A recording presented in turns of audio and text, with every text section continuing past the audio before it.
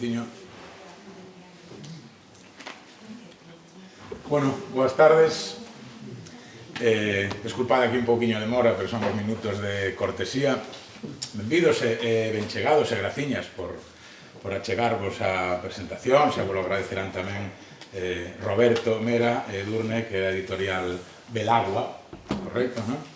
Antes de presentar, si quería decirvos e agradecervos e agradecerlle a eles que contaran comigo para estar aquí, que ademais non sei se viche na prensa, pero son o responsable do lío que se montou coa data que enviei e trabuquei meu aí.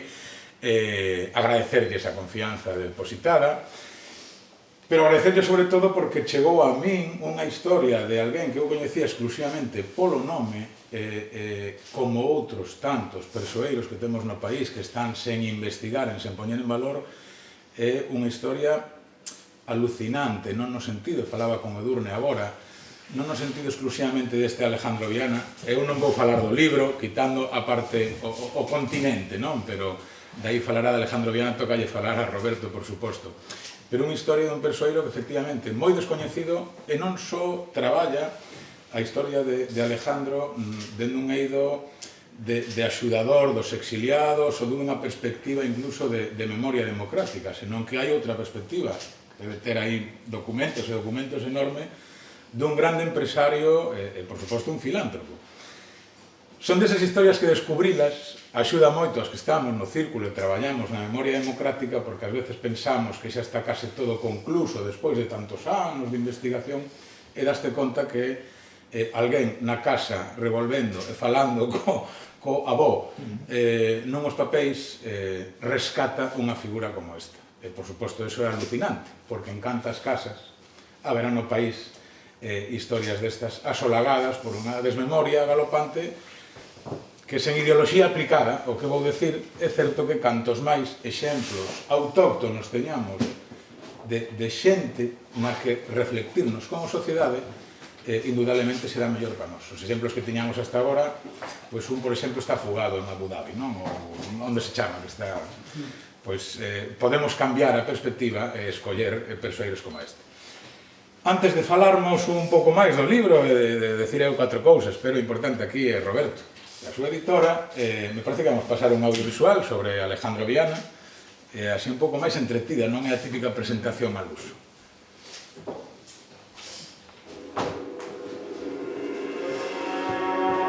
Poñer aquí para mirar o que pasa. Está en YouTube.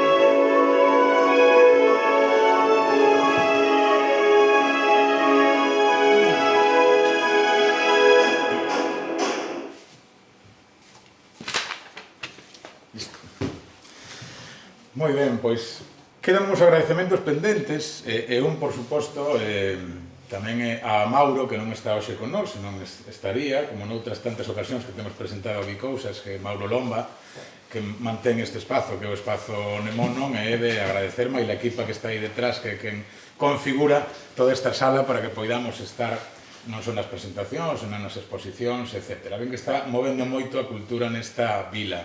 E, por suposto, a librería Paz, que están por ali detrás, porque son os encargados en Pontevedra sobre todo de fornecernos deste estilo de publicación. Están moi especializados. Eu tamén como editor teñolle cariño as librerías, pero especialmente a Paz porque sempre está. E non só isto, como repito, en calquera publicación que hai sobre a memoria democrática, os máis interesados normalmente en tela para a ciudadanía de Pontevedra é Paz. Dito isto, parece que non se me queda, xa vos agradecín cousas a vos tamén. Nada, vou tentar ser moi breve porque o importante é un persoeiro, que poderíamos estar aquí 3 horas largando sobre Alejandro Viana sen o máis mínimo problema. O libro é unha perspectiva que adquirín eu dende fai uns anos, non? Como editor tamén, de outros formatos. Teño que decir que o primeiro que cando abrín un pouco, botei a lectura diagonal foi envexa, decir, como, esta Edurne chegou unha maravilla aquí ás mans, porque non nos chegaría a nos. Fora o chascarrillo, encantoume, e para vos fagades unha idea da investigación, o que máis tamén me sorprendeu foi a complexidade que se tivo que enfrentar. Coido que empeza no 2002 ou 2000 con isto, e despois está moi ben editado tamén no sentido, decía, para que vos fagades unha idea do que hai atrás, que é xa unha bibliografía extensísima, teño por aquí marcado, é un índice onomástico, para que despois terédelo todos, pero enorme, extenso, con moitísimos persoeiros, digo mismo que decía Alejandro Viana, coñecidos, pero outros tantos descoñecidos. Con ese índice onomástico, só botarlle un ollo un pode enfiar a historia da España republicana, ou un Estado republicano, pero a historia de un Estado que se reconstruí, cousa pouco coñecida tamén, nun exilio, ademais que non voltou, como lle pasou a Alejandro Viana, non chegou a pisar despois este país nunca máis. Entón, unha edición estupenda, unha investigación que ademais pareceume complexa, os que investigamos algo tamén, investigar é precioso, vas acumulando, cando chega a condensar, cando che dá a risa, como ahora autor, non? Porque ten a súa complexidade, está moi ben condensado, incluso está case novelado prácticamente, nese sentido é moi fácil de seguir. A veces publicar unha investigación desta índole faise denso, e imagino que aquí terá que ver Edurne, agradeces aquí ademais parte deso tamén, terá que ver Edurne que sexa tan preclaro, tan accesible, porque é super entretido, e falamos dun libro con unha barbaridade de datos, como os decía, do índice, da biografía que tiveches consultar, e gustoume moito o cadro do final dos que vas contando os exiliados, o que axuda. Non presentei a Roberto, Roberto é abogado, licenciado en Dereito en Ciencias da Administración, en Santiago de Compostela, en Políticas, politólogo tamén, e político, efectivamente, concelleiro. Pero máis gustoume, porque eu sabía de Roberto por unha obra que non sei se coñece moita xente, pero os que andamos en cousas de patrimonio, que é un inventario, un estudo que hai sobre San Breixo de Arcos, toponimia e microtoponimia, non? Sí. Parroquia que vos recomendo visitar é subir o Monte da Picaraña, se mal non me lembro, está ali, non? Todas as pedras que hai por ali, a pedra escorregadoira, e a pedra moi coñecida en Ponteareas, a pena do equilibrio, efectivamente. Entón, tamén recomendación que vos fago non só de lectura, senón de un bo paseo por esa contorna. Que quere dicir isto?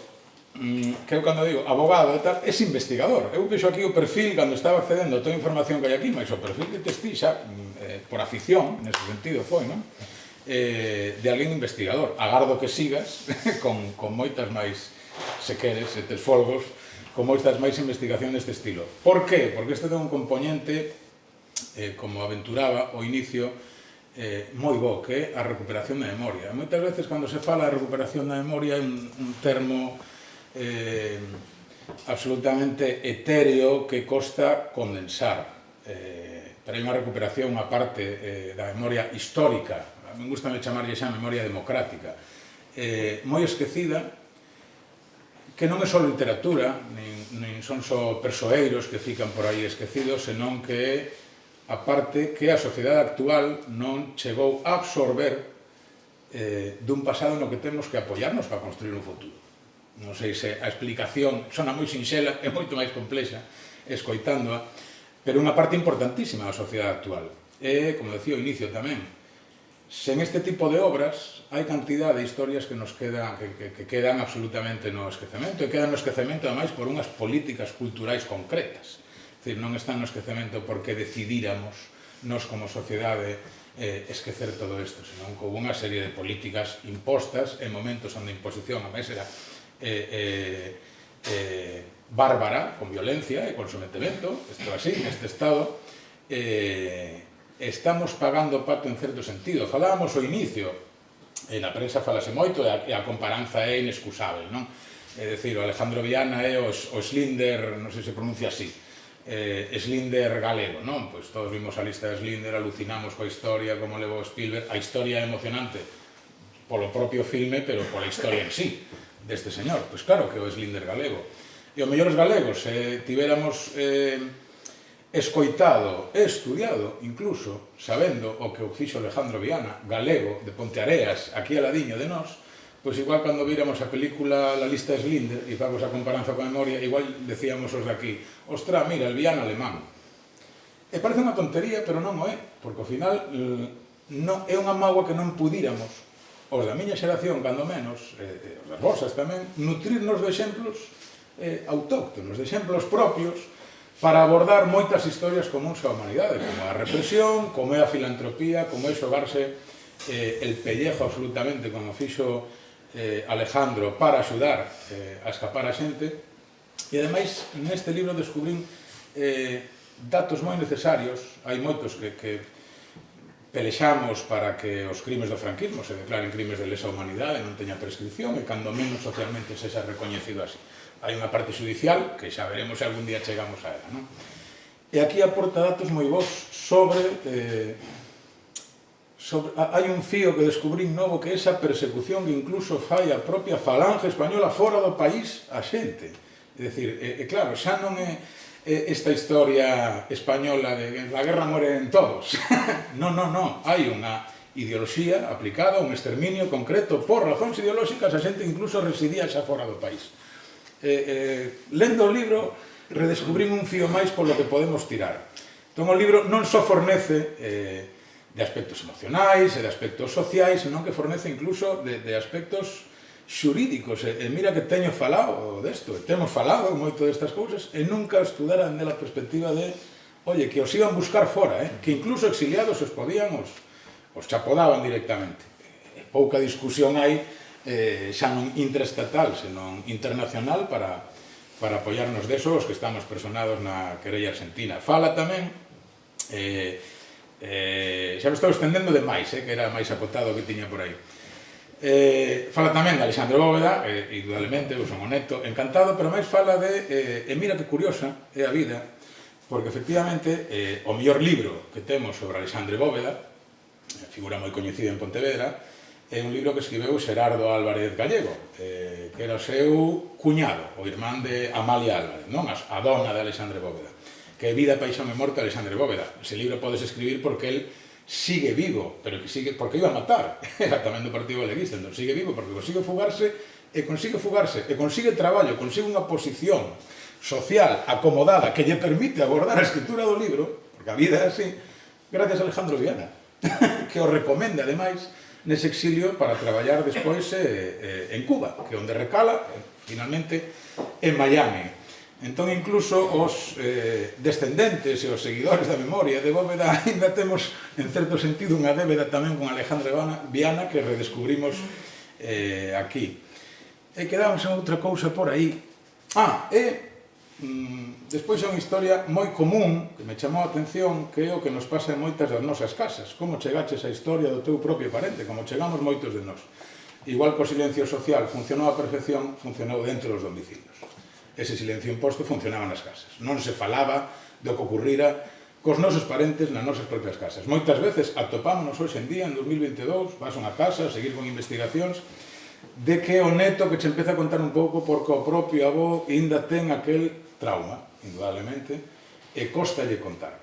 É unha historia común, pois o 95% dos casos que seguimos recuperando. É alucinante tamén nese sentido como aínda non somos quen de sobrepoñernos. E cautivoume moitísimo, emocionoume demais, e teño aquí anotado. E se me deixas, leo, fago miñas as túas verbas, porque a máis pareceme, e seguro que compartes emoción comigo. El di aquí, ordenar de xeito coherente toda esta información. Vou poñer as gafas, que as canas e os ollos non perdoan.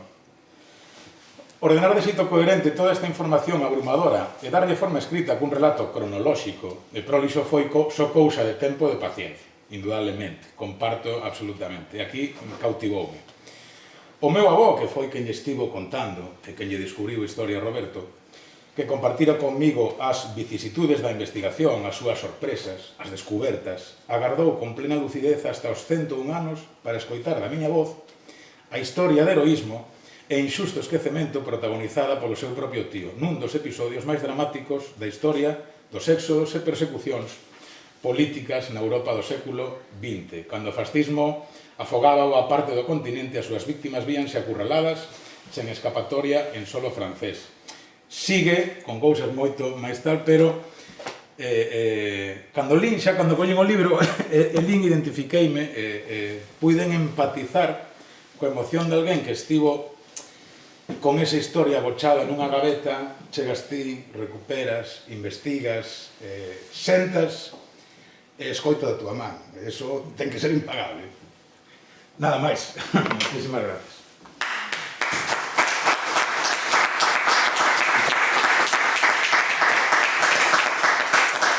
Un inciso, esquezouseme a decir, quen quere falar agora de vos? Sí, eu falei.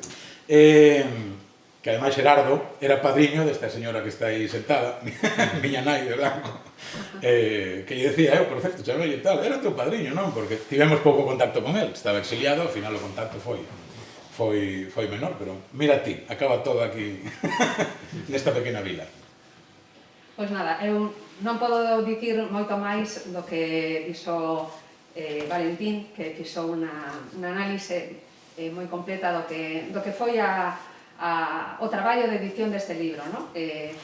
Para min, unha gran honra que chegara ás miñas manos un libro deste calibre, unha historia así. Recordo que era a época, foi o ano pasado, cando os refuxiados de Afganistán saíron en masa, e eu estaba con Roberto planificando o libro, redactándolo, estruturándolo, buscando corrixindo e tal, escoitaba de fondo as noticias dos refuxiados afganos. Hoxe atopámonos en unha situación moi similar, pois temos aí a todos os refuxiados ucranianos, unha guerra horrorosa que eu non sei vos, pero eu cando o vídeo este, que o vin xa varias veces en distintas presentacións, cada vez que o vexo conmóveme, esa música tamén tan épica e tan... Son imaxes, pensar que son imaxes reais, que eso pasou aos nosos avós, que todo o que foi a historia despois da Guerra Civil, que non se coñece, porque nós íamos á escola e rematábamos a historia de España co alzamiento militar, e non coñecíamos a historia dos republicanos. Que pasaba cos republicanos? Que pasaba cos que non eran de dereitas? Que pasaba cos perdedores da guerra? Entón, é curioso, pero eu teño que confesar que lendo o libro de Alejandro Viana aprendín historia de España, aprendín a historia dos republicanos, do exilio, da xente que tuvo que fuxir. Sí, sabías que fuxían, claro que fuxían, pero o que ti dixeches, pero es que foron a unha Francia que enseguida foi ocupada polos nazis. As relacións diplomáticas e as relacións de gobernos facían que tampouco era seguro Francia para eles, porque estaban os alemáns amigos de Franco. Entón, vas coñecendo a historia, unha historia que non te contaron, e dices, é que todo é tan complexo, é que todo é tan... para a vida dunha persoa como Alejandro Viana, que cando leades o libro conmove moitísimo, porque el tiña unha moi boa posición en Vigo, en Galicia, el tiña moito dinero, era un tipo adiñerado de haber traballado toda a vida, ser un industrial, un tipo botado para alante, que decidí que se foi a Francia cos refugiados, co goberno da República, que hai que saber tamén que houve un goberno no exilio, podendo haber ido. El sacou de ali a 17.000 persoas, el, axudado como xefe do Servicio de Evacuación de Refugiados Españoles, que foi unha historia que montou o goberno da República no exilio. En fin, facendo o libro, como decía, pois vas aprendendo historia. E despois, además, coñeces certas coincidencias, aparecen certas coincidencias. Este ano, o Día das Letras Galegas se dedica a Florencio Delgado Gurriarán, que foi un hombre que saiu de Francia nun barco que fletou Alejandro Viana.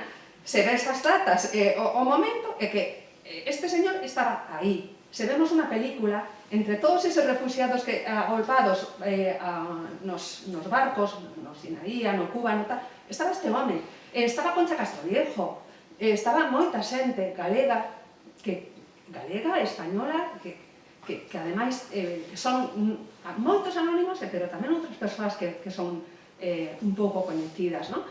E, bueno, non quero enrollarme.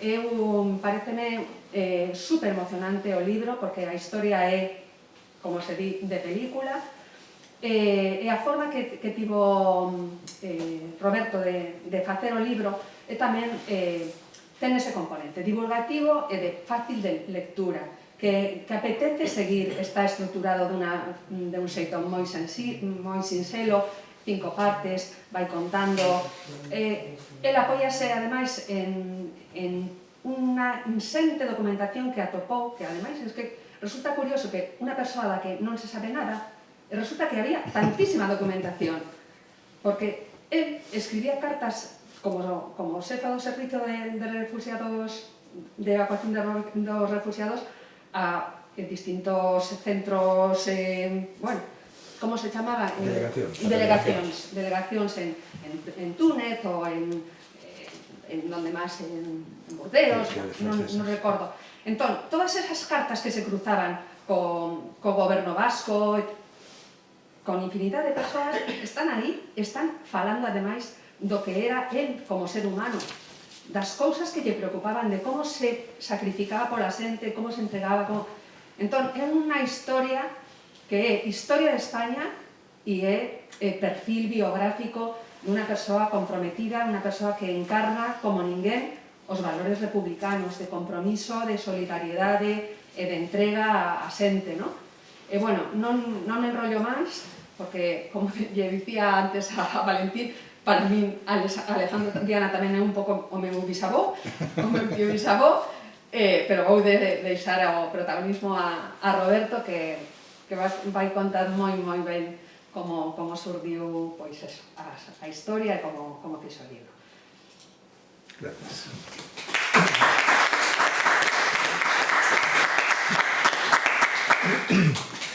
Bueno, boas tardes ou case noites a todos e a todas, e moitas grazas tamén pola vosa asistencia, moitas grazas a Valentín pola súa presentación e por axudarnos a organizar este acto, e Durne por estar hoxe aquí, ao Espazo Nemonon tamén por deixarnos este local para facer este acto de presentación. Bueno, a verdade é que para min facer todo este traballo que culminou agora co libro foi probablemente o máis importante que fixen na miña vida, non?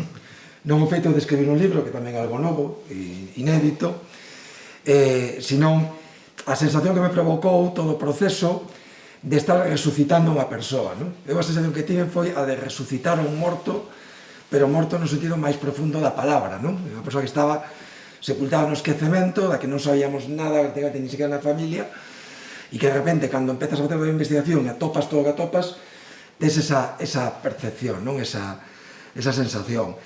Eu, como comentaba antes Valentín, as primeiras noticias que tive da asistencia de Alejandro Viana era cando os domingos iba a casa do meu avó en Pontareas, o meu avó Ponceno me permitir que poña aquí unha imaxen del, Ponciano Mera Viana, que era sobriño de un dos sobriños de Alejandro, porque sempre se falaba na casa, así moitas veces, do tío Alejandro, que fora deputado, entón se dicía como unha especie de orgullo, ¿no? Temos un deputado na familia, e que morrera en México, pero nada máis que iso, non se contaba máis nada, non sabía nin de que fora deputado, nin por que acabara en México, se fora na migración, nin en que época, nin nada parecido. Estamos falando dunha época, un rapaz aínda, falamos finais dos anos 70, sabía que era moi querido, feito un irmán pequeno chamase Alejandro, en memoria e na honra do tío Alejandro, e moitos Alejandros na familia, hoxe hai aquí algún Alejandro tamén da familia,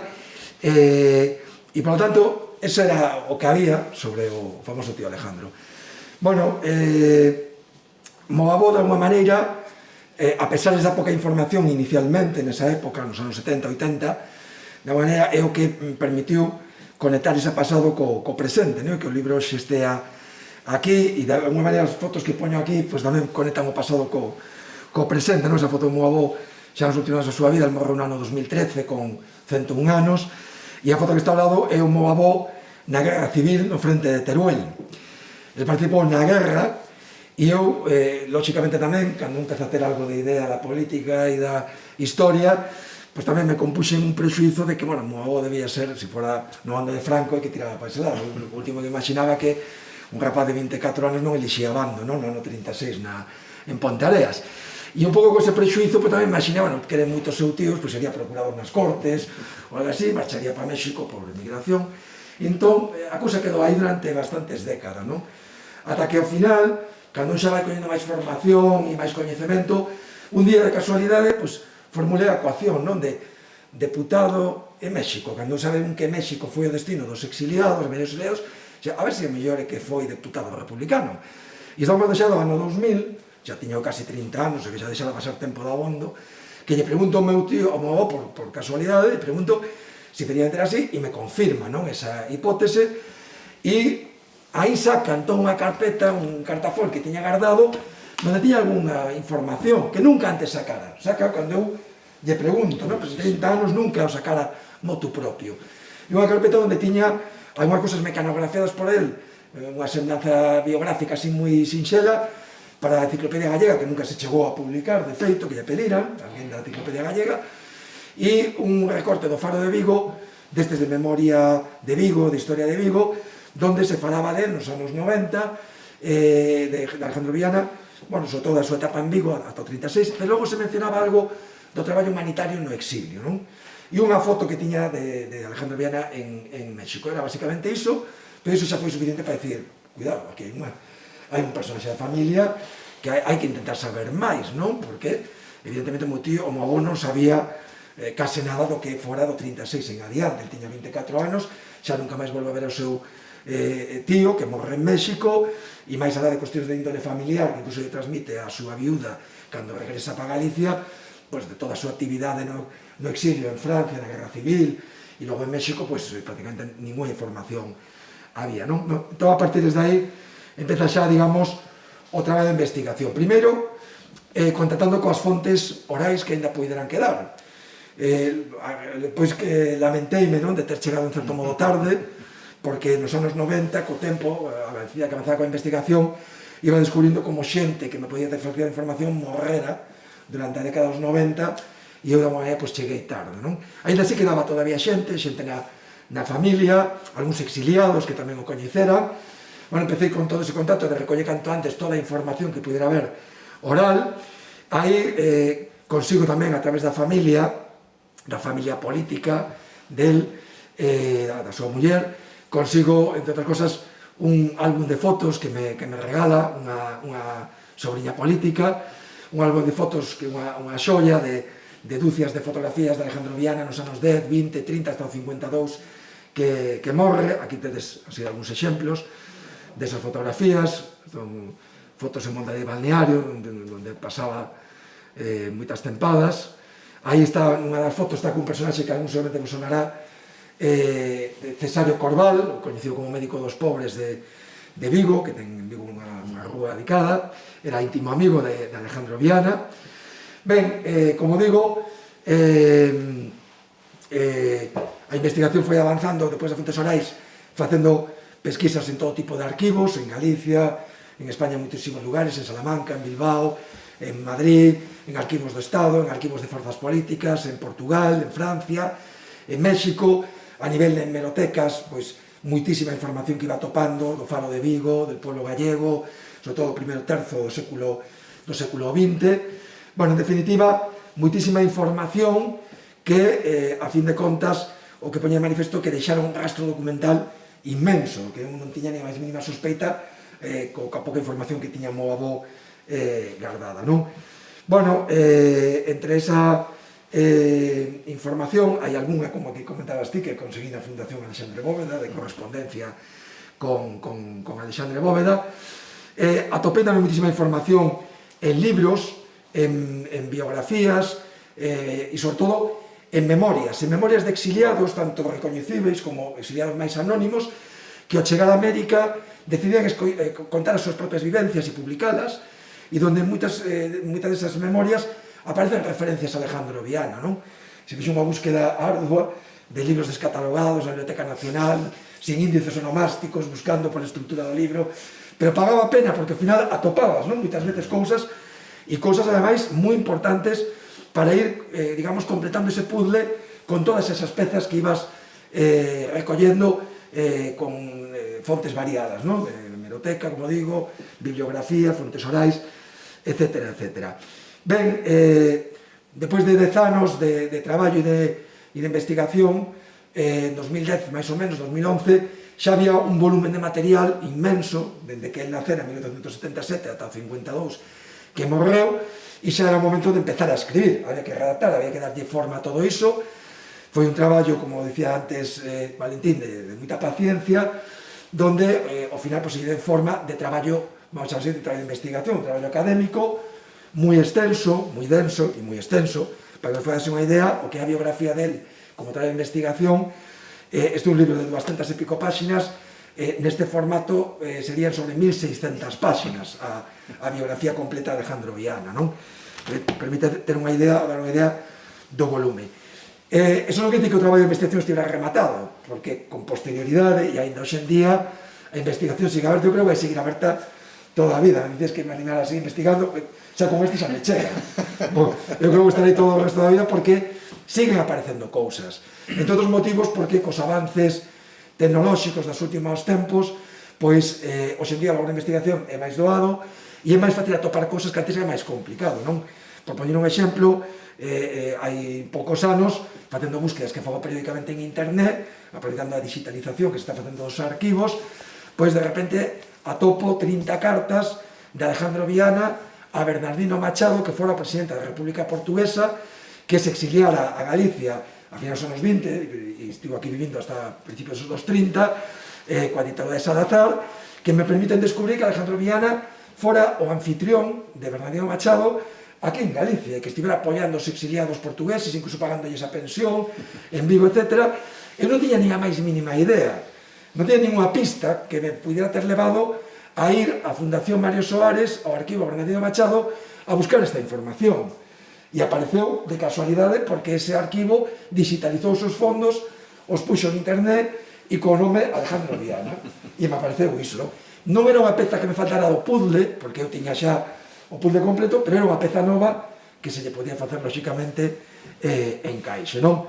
Este é un exemplo de unha desas cartas e, bueno, como digo, o proceso continúa de investigación porque, de feito, ainda recentemente atopei novas cartas digitalizadas con Giral e con outros persoeiros do exilio. Hai pouco teses doutorais que se colgan tamén en internet de outros investigadores. Pois hai pouco unha tese doutoral sobre o exilio en Bos Aires, onde descubro que as sociedades galegas de Bos Aires teñen en os seus arquivos moitísima documentación e correspondencia de Alejandro Viana dende París, cando estaba ao frente do servicio de evacuación.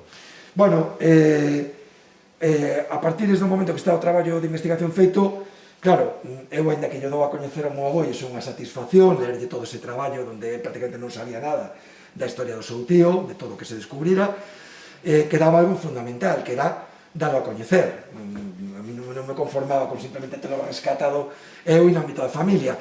E máis alá de publicar algúns artigos nalgúnas revistas en Pontareas e pouco máis, había necesidade de contar a súa vida a través dun libro, non?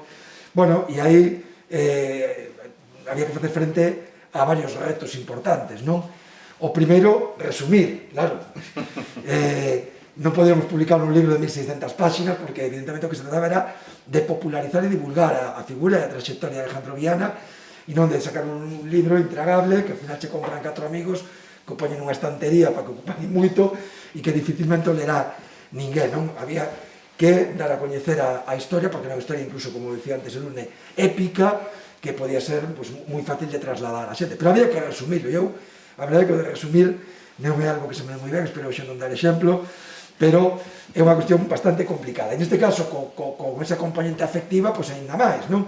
E cando vai empezar a recortar, bueno, e onde recorto, non? E cada vez que recortaba algo, pois como que che doe, primeiro por iso, e segundo, porque tamén sabes que estás privando a xente de saber iso sobre Alejandro Viana, de coñecer eso que estás recortando, que estás suprimindo, non? Do traballo. Bueno, a pesar dese sofrimento, ao final sí que se conseguiu, do punto de vista cuantitativo, o libro quedou reducido a un número de páxinas asequibles, son 200 e algo páxinas, que non teñen dificultade en canto a súa lectura pola súa dimensión, non? Bueno, había un segundo reto que era intentar que o libro fora agradable, que fora ameno, non? Iso xa todavía máis difícil que o de resumir. Eu, de dotes literais como escritor, nada, eu me dedico a escribir demandas judiciais e facer notas de prensa e era algo que me asustaba un pouco. Digo, bueno, como conto todo isto? Porque a nota de investigación era sinceramente aburrido e con moitísimas notas a pé de páxina citando as fontes de todo canto se afirmaba, xa casi por deformación profesional, probando e demostrando de onde saía cada unha das afirmacións, non? Bueno, aí, depois de darlle moitas voltas, afortunadamente atopei unha solución que creo que funcionou, por menos o que me di a xente que leu o libro, que é fácil de ler, que é ameno e agradable, que foi aproveitar os materiais que tiña disponibles, non? Realmente, se o libro é ameno, non é tanto por unha, digamos, un mérito meu, como mérito dos materiais que conseguín atopar e o que decidín foi poñer a falar os protagonistas no libro. E eu intentar falar o mínimo posible, como narrador, pero me dei conta precisamente cando estaba vendo como contar algo que Viana contaba na correspondencia e cheguei á conclusión de que a mellor maneira de contarlo era poñer a Alejandro Viana a dicirlo, non? Entre outros motivos, porque naquela época escribía de unha forma moi diferente a como escribimos hoxe en día, non? Realmente escribía de unha forma casi literaria, non? Coidando moitas expresións. Entón, dixe, bueno, para que vou eu a darlle máis voltas, se xa como contan eles, é realmente como ten esa componente ou esa sensación literaria, non? E efectivamente o que fixen foi condensar, resumir, para que non fora pesado, e ir enlazando todas esas fontes de información, correspondencia, o que din algúns refugiados sobre Alejandro Viana, o que poñen en boca del, incluso en algún caso, como cando se atopa en Burdeos e o presidente do Banco Exterior de España, López Barrantes, que está ali, se atopa con el, conta nas súas memorias o que Viana sinte, o que está vivindo, o que Viana lle di, incluso lle pon en primeira persoa, non? Como se fora casi unha novela e unha narración do que lle está transmitindo Alejandro Viana, non? Bueno, como digo, todo iso permitiu crear un libro que efectivamente se pode ler con facilidade e que por momentos parece casi unha novela, non? Ainda que este basado en feitos absolutamente reais, e hai momentos que incluso parece que hai como unha sorte de diálogos, non? Cando en realidad son documentos, pero que se van engarzando de maneira que dan esa sensación, non? Bueno, como digo, o libro está baseado todo en feitos documentados. É certo que para facelo áxil de ler únicamente se citan as fontes daquilo que aparece citado literalmente, textualmente. Logo hai cosas que eu afirmo que calquera podía decir, bueno, e de onde saca isto, non? Decidimos non facer moi densas as notas a pé de páxina das citas das fontes, e en todo caso, ahora explicarei, se pode comprobar se efectivamente todo o que se está dicindo está fundado en algún tipo de fonte documental. Porque para superar ese trauma do resumen e da eliminación de información, ao final atopamos unha fórmula e unha solución moi sinxela, non? Que foi crear unha páxina web, non? Estes son dous exemplos, dous pantallazos da páxina, unha páxina modesta, pero que é moi práctica para a finalidade que se persigue, que é poñer a disposición de todo o mundo toda a información sobre Alejandro Viana, incluído toda a galería de fotografías que conseguín atopar durante toda a investigación, entre outras cousas por si hai xente que me pode axudar a identificar a persoas que eu non sei quen son, e tamén outra vez de investigación que ahora mesmo non está disponible porque estamos depurando para axustalo ao que é a estrutura do libro, pero que en breve estará aí tamén disponible para calquera persoa que quera profundizar máis, ou investigadores, ou incluso para quen teña dúbidas sobre cuestións que se afirman, saber de onde sae, non? Non hai ninguna licencia artística, xa dixen que non teña dotes artísticas ni literarias, e, por lo tanto, se vedes incluso en alguna pasaxe, como unha en concreto, onde se di que cando Viana se escapa hacia Francia, con varias persoas máis, ese día era un día soleado, non é unha licencia artística que me tomara, sino que está baseado nunha fonte, que é unha fonte oral, que está en YouTube, unha persoa que convivía e acompañaba nese momento, donde conta que ese día era un día soleado. Por lo tanto, se o di esa persoa que estaba aí, eu non vou poñelo en dúbida nin en cuestión, non? E logo tamén había un último reto que era atopar quen publicara o libro, ademais de facelo resumido e ameno, facía falta que alguén o publicara, e tiven a sorte de dar a través dunha compañeira común, unha amiga común con Edurne e con Belagua, que no primeiro momento mostrou un entusiasmo absoluto coa historia, co libro, co proxecto e a súa publicación, e que ademais, por lo menos eu, no meu punto de vista subxetivo, non é que se xa un entendido, eu quedei moi contento porque me hace un libro moi bonito, na presentación, na maquetación, moi doado, moi agradable, a lectura desde o punto de vista incluso estético, o que é o produto final. Bueno, eu dicíamos que, como se comentei antes, que o libro fala da vida de Alejandro Viana dende o ano 36 en adiante, pero Alejandro Viana no ano 36 tiña casi 60 anos, non era un rapaz ni un mozo, xa tiña toda unha vida percorrida, unha vida que se comenta moi por enriba nas 3 primeiras páxinas, simplemente a efectos de contextualización, para un pouco entender quen era Alejandro Viana. Eu creo que sí que é unha cuestión interesante a comentar nestas presentacións, sobre todo para aquelas persoas que vayan a ler o libro, que xa o teñan lido, para que podan poñerse máis en situación, incluso poñerse con máis facilidade na pel de Alejandro Viana e todo o que vai ser as súas vivencias a partir do ano 36. Alejandro Viana naceu en 1877 en Pontareas, no seo dunha familia moi humilde, e moi pronto, xa con 14 anos, o mandan para Vigo a traballar, entre outros motivos, porque, como dicía o avó, o rapaz apuntaba maneiras, apuntaba capacidades, era un rapaz moi espabilado e tal, iso é o que o meu avó recorda que contaba a súa avó, é dicir, a nai de Alejandro Viana, con quen viví moitos anos na súa casa.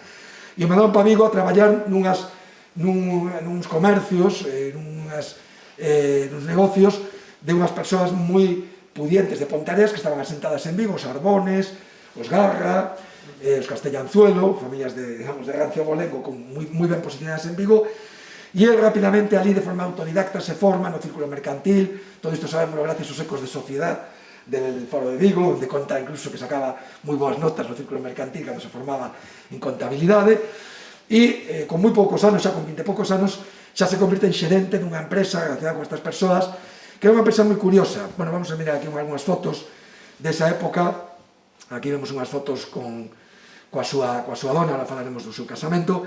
El se pon frente como xerente dunha empresa moi particular, que era unha empresa de comercialización e exportación de ovos, que exportaban ovos a Inglaterra, a Marrocos, e que, para vos falarse unha idea, e que explica en parte a fortuna que consigue despois Alejandro Viana, para falarse unha idea, en teses doutorais sobre exportacións do Porto de Vigo na primeira década do século XX, por diante das conservas, só por detrás do peixe e de algún produto máis, pero incluso por diante das conservas, os ovos era un dos produtos de maior volumen de exportación. Pero claro, conserveiras había moitas, empresas de ovos só había unha en Vigo e outra en Vilagarcía, non? E eran ademais 3 socios, os da empresa, nada máis, non?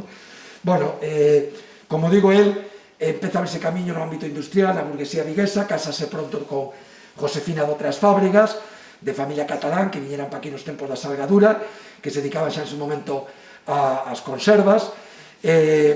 Aí se mete xa tamén no negocio das conservas, se converte tamén en conserveiro, cos seus parentes, cos seus familiares políticos, se converte en representante da Asociación de Conserveiros de Vigo, é o representante dos exportadores do Porto de Vigo. Nos anos seguintes vai seguir participando en moitísimas iniciativas empresariais da cidade, é un dos promotores do Estadio de Balaídos, acaba sendo presidente de Tranvías Eléctricos de Vigo, que era unha das grandes empresas da cidade naquela época, é vocal da Caixa de Aforros de Vigo, é accionista do Banco de Vigo, está metido en muitísimas iniciativas empresariais e industriais.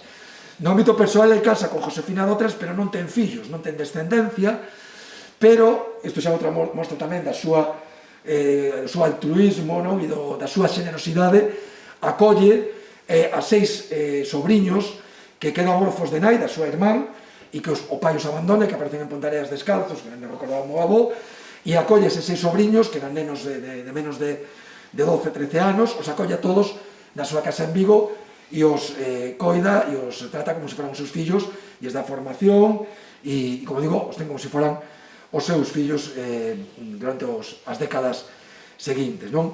Aí vedes unhas fotos del coa súa dona, coa súa sogra, e no ámbito social tamén se convirte nun persoeiro moi relevante da cidade. É fundador do Ateneo, é cofundador del Pueblo Gallego, con Portela Valladares e un pequeno grupo de persoas, un dos principais xornais galegos do primeiro terzo do século XX. No ámbito tamén social acaba sendo presidente do Círculo Mercantil de Vigo, que era toda unha institución naqueles tempos na cidade, e está tamén, como digo, embarcado en moitísimas iniciativas e moitísimas entidades sociais da cidade. Monta tamén unha fundación porque se fan homenaxes a él, a Cesario Corval, onde se recaudan fondos entre os veciños de Vigo e destina eses fondos a crear unha fundación Alejandro Viana de apoio á infancia, etc. Aquí tedes unha imaxe tamén del, por exemplo, no Círculo Mercantil de Vigo, un encontro do Círculo Mercantil de Vigo co Círculo Mercantil da Coruña. Proba desa actividade social e desa filantropía. Pois aquí tedes, por exemplo, unha información en prensa no Pueblo Gallego dun partido que ele organiza en Portugal, entre o Porto e o Celta, para recaudar fondos para un sanatorio en Portugal. El tiña moitísima relación con Portugal polos negocios, porque tiñan delegacións da empresa esta dos ovos en Portugal, tamén coas conserveiras en Leixós, en Matosiños, e tiña moitísima relación con Portugal, tanto así como o avó recorda, dicía que tiña unha habitación alugada nun hotel en Porto todo o ano. E a cantidad de veces que iba ali, xa hai moita correspondencia tamén del con persoeiros portugueses, e isto é un exemplo máis do que comentábamos, non? Bueno, no ámbito político, el xa, na primeira década do século XX, xa participa nos momentos republicanos, de feito, incluso é encarcerado, cando hai unha sorte de revolución no 17, encarcerado durante 2 meses no Castelo do Castro, e xa na década dos 20, el se converte en teniente alcalde do goberno que preside Gregorio Espino, outro personaxe sobradamente coñecido, sobre todo en Vigo. Aí vedes na imaxe a corporación, Gregorio Espino que está a dereita, a esquerda Alejandro Viana, o teniente alcalde, realmente é o motor do goberno. Gregorio Espino máis unha figura simbólica, o que está sempre na prensa, actuando, defendendo a acción do goberno, enfrentándose coa oposición, é el. E, bueno, aquí temos outra imaxe de algúns deses actos oficiais nesa época, con Gregorio Espino, con Carlos Sotelo, que daquela era ministro, que unha visita a Vigo. Bueno, en definitiva, el no ámbito político, no ámbito social e económico, é un personaxe dos máis relevantes da cidade de Vigo. Boa prova é este libro, por exemplo, publicado no ano 32, sobre a historia recente de Vigo, onde se fai unha semblanza sobre Alejandro Viana como un dos personaxes máis sobranceiros da cidade. Xa a partir dos anos 30, chegamos xa ao que é a Segunda República. Aquí o temos tamén nun balneario en Portugal, dos moitos que frecuentaba nesa época. El, cando chega a Segunda República, participa xa nos momentos, digamos, republicanos, aparece participando en un acto a favor da República en Salvaterra, con Otero Pedrallo, con Enrique Peinador, con persoeiros, como digo, moi coñecidos do galeguismo e do republicanismo en Galicia, e se converte pronto en presidente da Acción Republicana, despois Izquierda Republicana, o partido de Manuel Azaña, na provincia de Pontevedra. Aquí temos unha entrevista en el Pueblo Gallego con él como candidato no ano 1933. Esta é outra imaxe del en Palma de Mallorca. No centro está co líder agrarista que tamén era pontearián, Amado Garra. Durante esta época, ademais da actividade propiamente política republicana, el tamén ten moita relación cos galeguistas, participa, está documentado en moitos actos do 25 de xullo en Vigo, no Banquete das Cabañas, intervindo el, Castelao, Valentín Paz Andrade. Bueno, como vedes, era unha persoa que tiña unha relación con moitos personaxes que son sobradamente coñecidos de todos e todas nós, non? Isto é unha carta a Alexandre Bóveda no ano 34, depois das eleccións de 33, por problemas que había sobre as eleccións, os cartos que había que pagar, etc. Esta é outra carta a carta de Alexandre Bóveda en resposta a anterior, non? Bueno, chegamos así ao ano 36, aí Alejandro Viana se presenta como candidato na candidatura da Frente Popular en febreiro do ano 36 e obtén a acta de deputado. Isto é unha orla dos deputados elixidos pola Fronte Popular. No recado están os deputados galegos, ampliado. Aí podedes mirar Alejandro Viana abaixo, a Castelao arriba inconfundible. A esquerda de Alejandro Viana está Suárez Picallo, con quen vai ter moita relación durante toda a Guerra Civil. A esquerda de Castelao está Suárez Tafal, que era íntimo amigo de Alejandro Viana, que foi alcalde de Pontevedra. Era tan íntimo amigo que Alejandro Viana era o padriño dunha filla de Osorio Tafal. Bueno, no ano 36 el, por tanto, consigue ata deputado, empeza a exercer esa representación e aquí vemos nunha fotografía xa o que é como condición de deputado a entrega do Estatuto de Autonomía o 17 de xullo de 1936. Bueno, o 28 de xuño Alejandro Viana vai a Vigo para votar no referendo do Estatuto de Autonomía. E o día seguinte volve para Madrid porque, efectivamente, entre outras cosas, ten que participar nas semanas seguintes na entrega do Estatuto ao Presidente da República e ao Presidente das Cortes. Bueno, chegado a este punto, que aquí é onde empeza xa realmente a historia que se conta no libro, sí que é interesante facer a seguinte reflexión. Evidentemente, Alejandro Viana, cando marcha o día seguinte para Madrid, con toda esa vida que tiña detrás, o último que se pode imaginar é que non vai volver nunca máis a súa casa, e que non vai volver nunca máis a ver a mirande parte da súa familia, os seus sobriños, os que cuidara como fillos, que vai tardar ainda 11 anos en volver a ver a súa muller. O último que se pode imaginar é que non vai volver a ver a todo ese tecido de amigos, de amizades, da política, do ámbito empresarial, do ámbito social, da sociedade, e que moitos deles van ser, ademais, asasinados e van morrer nas semanas e nos meses seguintes, non? Por tanto, é importante entender isto para tamén comprender o impacto, desde o punto de vista psicolóxico, que pode supoñer o que vai acontecer a partir do ano 36. E, ademais, con un dato engadido. Nos, evidentemente, agora sabemos o que pasou e como rematou a historia, neste caso, felizmente, en parte, non? Pero hai que engadirlle o ingrediente da incertidume, non? Da incerteza coa que se inicia esta nova etapa, donde cada día non sabes o que vai pasar o día seguinte, como vai acabar a guerra, unha vez que acaba a guerra, no exilio, en Francia, todo o que vai pasando aí, coa invasión dos alemáns, todas esas incertezas, non? Incluso logo coa viaxe ata América, non? Por tanto, iso é importante telo moi presente, non? A partir do ano 36, Viana se mantén sempre ao lado do goberno da República, sigue exercendo como deputado, nomea incluso membro do Consello de Administración do Banco de Crédito Industrial, un banco público. Dous dos seus sobriños son víctimas tamén da guerra. Un é asasinado, torturado e asasinado en Ponteareas, e outro, que era médico, que vivía en León, se desplaza a Madrid, se alista no exército como tenente médico e morre en combate. Os dous fillos deste home, de Manuel Estevez Viana, quedan orfos, a nai xa morrera, e Alejandro Viana é designado titor dos dous nenos, ainda que estaban en zona ocupada polos golpistas, pero formalmente designado para un subsidio, para poder darlles unha mínima asistencia económica dende a parte republicana. Esta é a ficha del como titor dos fillos do seu sobrinho. Para que vos fadedes unha idea tamén desa filantropía e de como podía ser percibido e coñecido a Alejandro Viana en Vigo, Enrique Blaine, o primeiro alcalde republicano de Vigo, no ano 36 é encarcerado e acaba morrendo en prisión.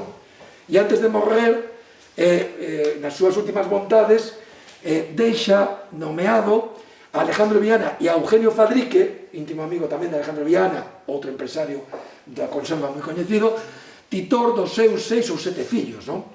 Que isto tamén nos permite ter unha idea de quen era Alejandro Viana para os vigueses, non? E para persoas como Enrique Blaine, que considera que se é posible, os nenos teñen que quedar a cargo de Alejandro Viana e de Eugenio Fadrique, non?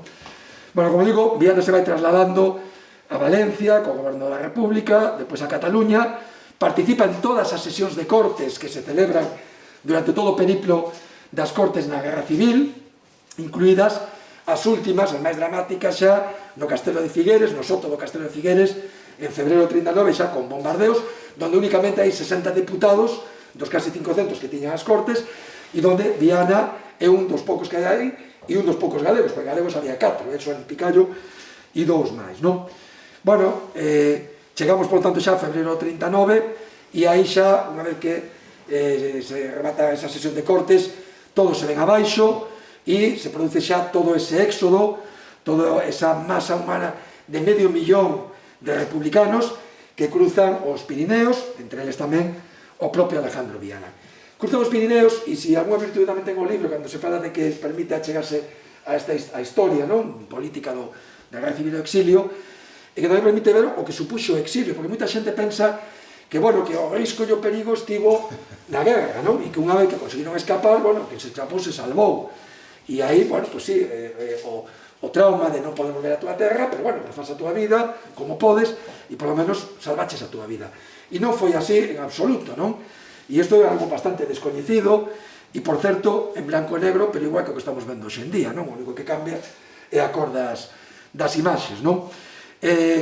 Pensade que todos os refugiados que cruzan para Francia, unha parte grande son dispersados por toda a xeografía francesa, as mulleres, os nenos, os anciáns, por moitísimas cidades de todo o país, os separan dos homes, a maioría dos homes son internados en campos de concentración, que era como se chamaban en aquel momento, campos de refugiados, en praias, sin que moitos saiban do seu paradoiro, é dicir, quedan dispersados, non saben onde está cada quen, a veces os van trasladando, en praias como Argelès-sur-Mer, onde se meten a 90.000 persoas, nunha praia únicamente con arame farpado, con soldados, e pouco máis. Nas primeiras semanas non había nin teito para guarecerse das inclemencias do tempo nun inverno como o 39, que foi, ademais, especialmente duro e frío tamén na costa do Mediterráneo francés, non? Este é un deles, pero había máis praias con dúcias de miles de refugiados, donde moitos van morrer por enfermedade, de inanición, en toda esa situación, como digo, absolutamente tráxica, non? Aquí tedes outras imaxes das moitas que hai. Aquí falamos antes de Spielberg, claro, aquí está por facerse a película da Guerra Civil e do exilio, como Deus manda, que permita que isto todo se popularice e se coñeza, non? Bueno, cando Viana cruza para Francia, como decíamos antes, Viana era unha persoa diñeirada, e sabía mover capitais, tiña capitais en Portugal, e era unha persoa que puxo a bo recaudo parte da súa fortuna, porque outra parte sí que foi cautada e tiveron que pagar a sanción correspondente cando se ditou a sentenza de responsabilidades políticas.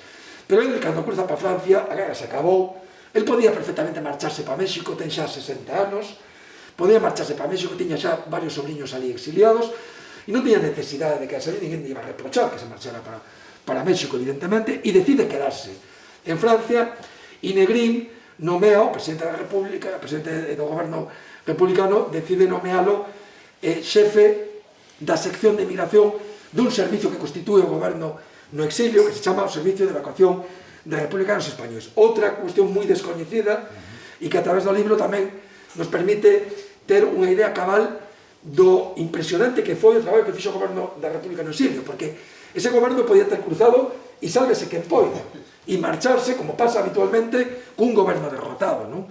Pero que un goberno derrotado, que tivera a previsión de sacar todos os recursos que sacou o famoso oro de Moscú, non? E todo iso, para precisamente poder atender todas estas necesidades, e que decidan asumir a responsabilidade moral de protexer, apoiar e intentar axudar na medida do posible a ese 500.000 de refugiados que escapan porque estiveron loitando nos campos de batalla en defensa da República da Democracia, que decidan quedarse e monten o tinglado, no sentido da palabra que monta, porque é unha estructura organizativa espectacular, con todas unhas canles de asistencia sanitaria, de roupas, de alimentación, de subsidios, de aluguer, de albergues, de espazos para albergar a mutilados de guerra, a nenos, a mulleres, etc., etc., de todo un despliegue impresionante, con unha estructura e cunha dificultade ademais engadida, que non teñen personalidade xurídica.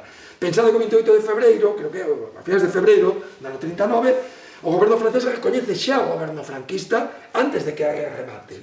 E, por lo tanto, xa a representación diplomática en París é franquista. Xa os republicanos non teñen representación ni recoñecemento oficial de ninguna clase. Teñen que actuar sin personalidade xurídica e, ademais, con ameaza dos acordos entre francos e franceses de intentar recuperar todo o patrimonio que se sacou para o exterior, donde hai unha obsesión e esa sede de vinganza que antes comentaba Valentín, que se pon de manifesto, non? Ao longo de todo o libro, esa persecución obsesiva, non? E teñen que traballar, afortunadamente, coa tutela dos mexicanos que lles dan un certo amparo e coa certa tolerancia inicial do goberno francés. Bueno, como digo, moi meritorio ese labor, incluído o de fletar os barcos, que ahora comentaremos. Isto é unha ficha do SEDE para facer o censo de refugiados, que Viana tamén participa desde o primeiro momento para intentar censar a todos os refugiados, saber onde están e ter unha serie de datos deles para poder ver que tipo de asistencia hai que darlle ou se hai que evacualos, non? Bueno, él inicialmente, como digo, se pon ao frente da sección de migración que é a que se va a encargar dos embarques. Probablemente pola súa experiencia empresarial, porque era unha persoa que sabía manexar e xestionar este tipo de cuestións, que non era en absoluto doada, e menos nesas circunstancias donde hai que manexar o diñeiro con moita cautela, non? Con persoas interpostas, con un trust, toda unha complexidade de enxeñería financiera moi sorprendente, máis naquela época, non? Bueno, él se pon ao frente e empeza a organizar eses fletes e eses embarques, algúns míticos e coñecidos, como México, o, bueno, aquí vedes nesta imaxe, pues, o recoñecemento e agradecemento, non? Dos republicanos refugiados a México, non?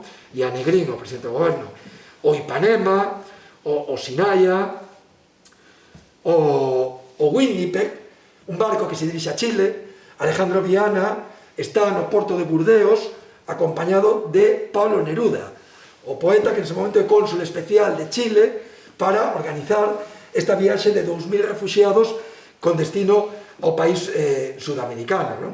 Outro exemplo máis de con quen se relacionaba cando ele, que fora por circunstancias forzadas, non?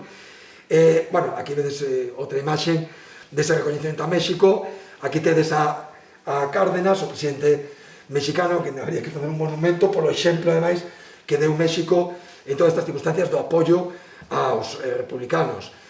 E xa, cando chegamos a finais do ano 39, Francia entra xa en guerra, en setembro, empeza a guerra mundial, e aí as cousas xa empezan a cambiar, esa tolerancia xa se empeza a convertir en persecución, e coincide precisamente xusto no momento no que Viana é designado director xeral xa de todo o servicio de evacuación dos republicanos. E aí ten que facer frente a dificultades xa extremas, intervencións policiais das oficinas do SEDE, incautación de documentación, de cartos, causas judiciais, onde el ten que estar indo a declarar continuamente o xulgado entre os tribunais franceses que investigan a procedencia dos fondos, ten que sortear todas as dificultades para facer seguir chegando todos eses subsidios e ese apoio aos refugiados, que moitos siguen ainda, miles deles, ainda en campos de concentración, e así vai avanzando como pode con novos fletes de barcos a República Dominicana.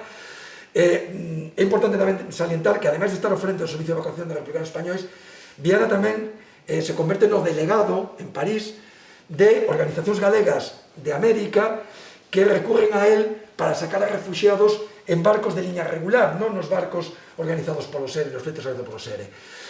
Organizacións como as Sociedades Hispanas Confederadas de Nova York ou como as Sociedades Galegas de Buenos Aires, que lle envían cartos a Alejandro Viana e lle indican que persoas queren sacar de Francia, porque son familiares ou amistades de persoas que están en América. El ten que localizalos e xestionar todos os visados, os permisos de residencia, o embarque, a compra das pasaxes, etc., para poder leválos a América.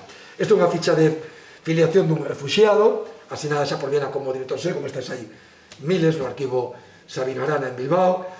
Isto é unha carta tamén de Viana, das centos ou miles delas que temos, que, por certo, é unha carta que non sabía e me di conta outro día, representa así de forma anecdótica o que estamos antes da complexidade de todo o que abarcaba ese traballo do SEDE, non?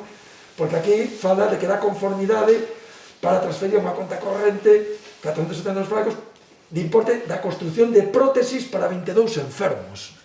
Isto era o que se dedicaba esta xente durante todos esos meses tan convulsos a detalles destes, non? Atención tan específica ou especializada como pode ser esta.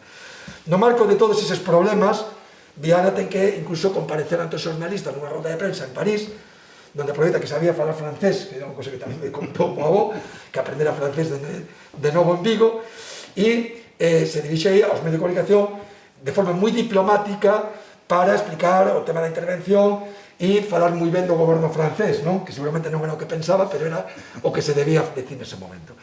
Chegamos entón a maio, xa os alemáns ocupan Francia e en xuño entran xa en París. 2 días antes de que entren, Alejandro Viana escapa a Burdeos, como fan miles de persoas nese momento, e ao chegar a Burdeos aínda son capaces de organizar un último flete dun barco a Cuba, donde marchan 500 refugiados, entre eles os poucos traballadores que aínda quedaban deste servicio que xa está disolto, evidentemente, nesa situación de absoluto caos, non?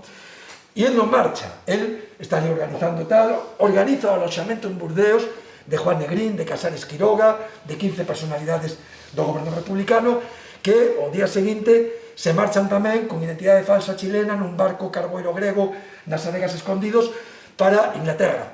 Pero Alejandro Viana tampouco se marchan. E eu, a verdade, que ao principio non entendía moi ben como non marchara, non? Con eles, ata que, afortunadamente, se publica un libro coa correspondencia do embaixador de México nesas datas en Francia, onde aparece unha carta de Alejandro Viana, donde el lle explica ao embaixador que no momento que os alemáns xa ocupan Burdeos, decidiu quedarse porque consideraba que a súa obriga era seguir atendendo aos refugiados republicanos. Esa é a explicación que dá, que, digamos, é aplicar a máxima aquela de o capitán é o último en abandonar o barco. E el considera que ten que seguir ali, ainda sabendo que pouco vai poder facer, porque sigue habendo refugiados, e, por tanto, considera que non debe marchar e debe quedar ali por si pode ainda axudados de alguna maneira. Evidentemente, axuda ninguna vai poder dar, por lo menos nese momento. Esta é unha postal que ele envía desde Burdeos neses días dramáticos a súa irmán en Pontareas, co cuño da censura militar, donde apenas di nada, pero sí está dicindo algo importante, que é onde está nese momento, non? E, efectivamente, nos días seguintes a ocupación alemana, cando xa se firma o armisticio cos franceses, nos atopamos con que empezan os secuestros, non? Os secuestros, algúns moi coñecidos, como de Companys, o presidente da Generalitat catalana, ou como Fernández Vega, o doutor Fernández Vega de Pontareas, que estivera con Viana durante a guerra e que se marchaba a Francia, que fora o gobernador civil de Málaga, que o deteñen, o entregan a Franco e finalmente o fusilan tamén. Pois a Viana tamén o intentan secuestrar. Está documentado tamén, contado por o propio Viana, o embaixador de México e por outras persoas que o acompañaban en outras correspondencias. Intenta secuestrarlo e afortunadamente recibe unha confidencia e elude ese intento de secuestro que se chega a producir na súa vivenda con 8 alemáns da Gestapo que van ali con xente da Falange para intentar detelo, non? Inicia entón unha fuxida de oeste a leste, dende Burdeos ata Lalo-Ubesk, que é este pobo que ves aquí agora. Estos son fotos de postais deles, del e de Pastor Candeira, que era un pontearean deputado provincial, que tamén era dirixente do SERE e que o acompaña todo o tempo na guerra civil, no exilio, ata chegar a México. Moitas destas postais foron recuperadas a través da filla de Pastor Candeira, que ainda vive, e son imaxes, como digo, daquel momento, e están manuscritas por detrás con diferentes cuestións familiares. Aí se esconde durante, digamos, indefinidamente a espera de ver se ten a posibilidade de escapar de Francia. Finalmente, a través da tutela que fai México e a través tamén de Portela Valladares, de Setrús, dos dirixentes que están en Inglaterra, se desplaza a Sanary-sur-Mer, porque hai a posibilidades de embarcar. Estamos en novembro do 40, estamos en situación de solicitudes de extradición de Franco, se están producindo aínda detencións por parte dos franceses e dos alemáns, e, finalmente, Viana consigue embarcar en xaneiro do ano 41 neste barco, o Alsina, que é un barco, basicamente, onde van xudeos, checos, húngaros, austríacos, e onde consiguen meter a 200 republicanos, casi todos vascos, e entre eles tamén Alejandro Viana e Pastor Candeira e Isabel Napal, que eran as dúas persoas que acompañan durante todo este periplo. Bueno, esta viaxe, que tiña que leválos en 20 días aproximadamente a Bos Aires, se acaba convertendo nunha nova odisea de prácticamente un ano por África.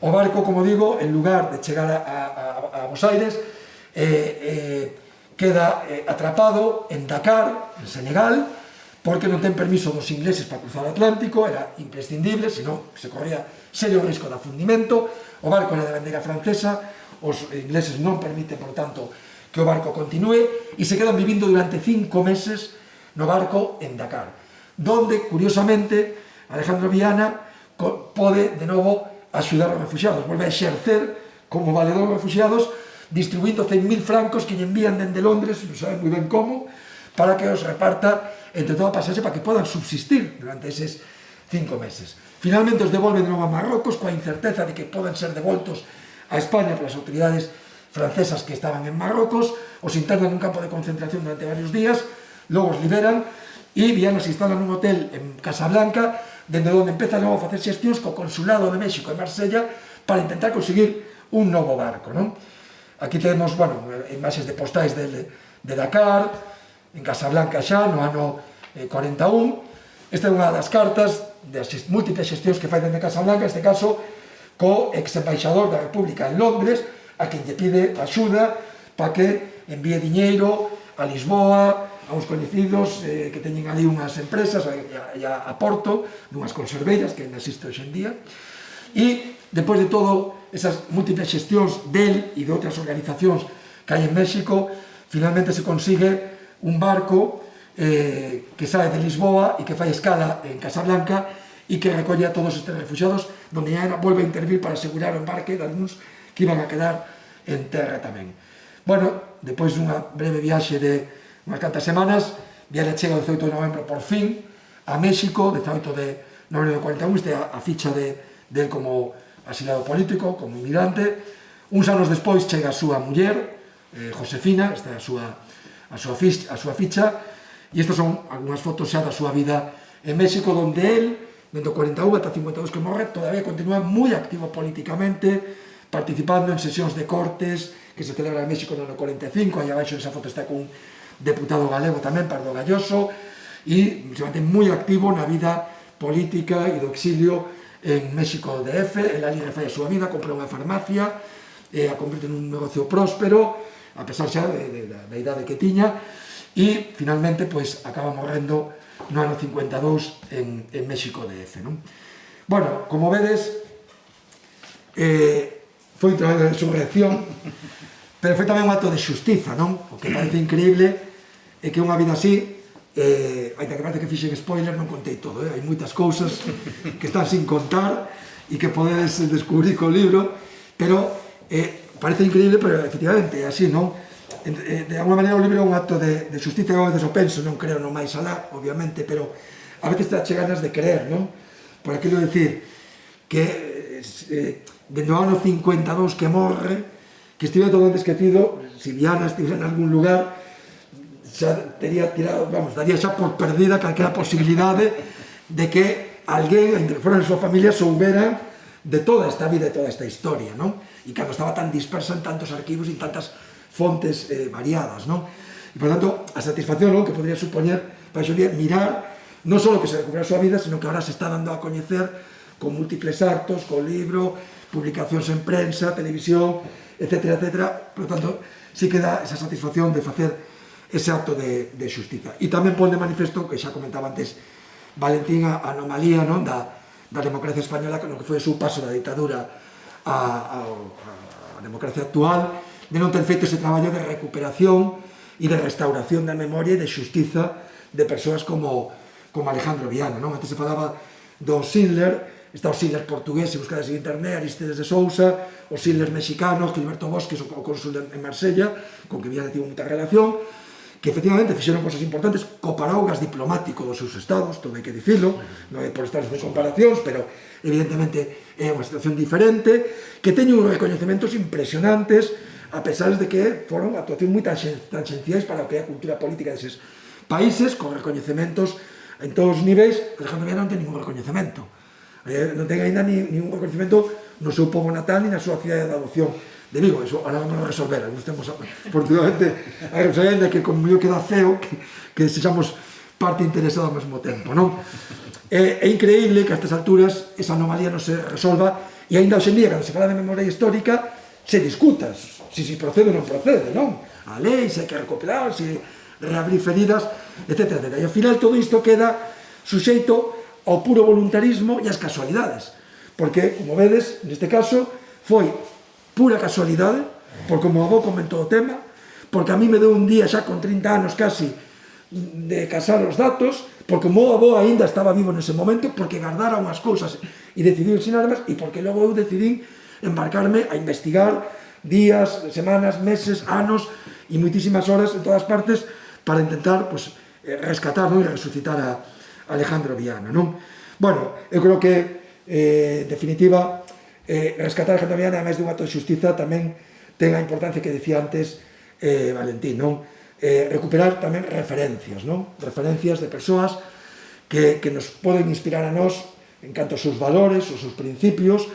Viana era unha persoa de moitos principios e de moita rectitude, e realmente Alejandro Viana pode ser un referente incluso en aspectos que hoxe en día están, digamos, de forma moi prexuiciosa metidas na cabeza da xente, na sociedade galega, non? Que aquel famoso mito de que aquí nunca hubo burguesía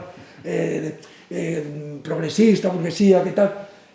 Claro que hubo, como Alejandro Viana.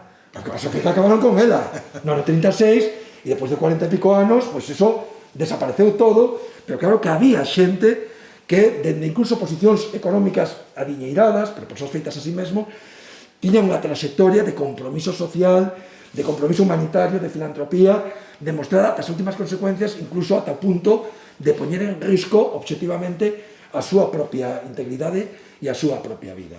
Bueno, en definitiva, damos as grazas a todos por estar aquí e por ter escoitado. Xa vos dixen que eu, para resumir, era moi malo, o sea que eu avisei. E nada, con a vosa presencia aquí, tamén me estades axudando, obviamente, a resucitar a Alejandro Viana entre todos e todas nós. Moitas grazas.